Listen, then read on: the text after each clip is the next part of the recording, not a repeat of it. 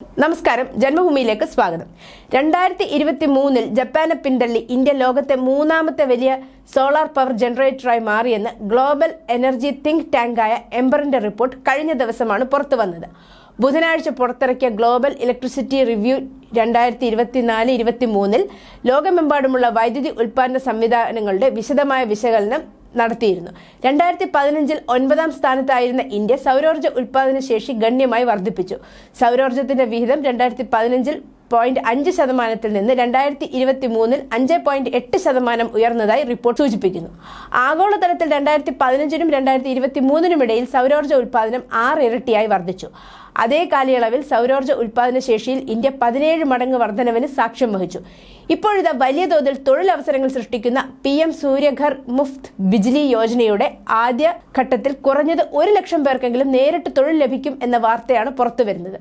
പുരപ്പുറങ്ങളിൽ സൗരോർജ്ജ പാനലുകളും മറ്റും സ്ഥാപിക്കാനും അവ പരിപാലിക്കാനും 1 ലക്ഷം പേരെങ്കിലും വേണ്ടിവരും. 1 ലക്ഷം പേർക്ക് ഇതിനുള്ള പരിശീലനം നൽകാനുള്ള തീവ്ര ശ്രമത്തിലാണ് കേന്ദ്ര സർക്കാർ.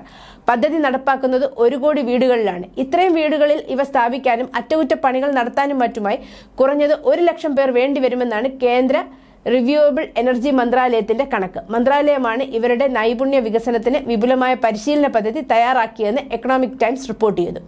ഒരു പുരപ്പുറത്ത് നിന്ന് ശരാശരി 300 യൂണിറ്റ് വൈദ്യുതി ഉൽപ്പാദിപ്പിച്ച് ഗ്രിഡിലേക്ക് ലഭ്യമാക്കുകയാണ് ലക്ഷ്യം. 75,000 കോടിയുടെ പദ്ധതിയാണ്. സോളാർ പാനലുകളുടെ ഇൻസ്റ്റലേഷൻ, മെയിൻ്റനൻസ് അടക്കമുള്ള കാര്യങ്ങളിലാണ് പരിശീലനം. പുനരുപയോഗ ഊർജ്ജ മന്ത്രാലയം, നൈപുണ്യ വികസന മന്ത്രാലയം, സംരംഭകത്വ മന്ത്രാലയം എന്നിവർ സംയുക്തമായാണ് പരിപാടി നടപ്പാക്കുന്നത്.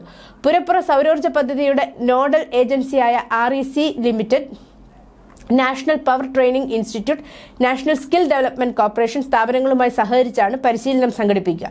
ഇതിനു പുറമെ പദ്ധതിയുമായി ബന്ധപ്പെട്ട 50,000 പേർക്ക് സംരംഭകത്വ പരിശീലനവും നൽകും. പദ്ധതി ആരംഭിച്ച് 1 മാസത്തിനുള്ളിൽ തന്നെ രജിസ്ട്രേഷൻ 1 കോടി കവിഞ്ഞു. News desk, Janmabhumi.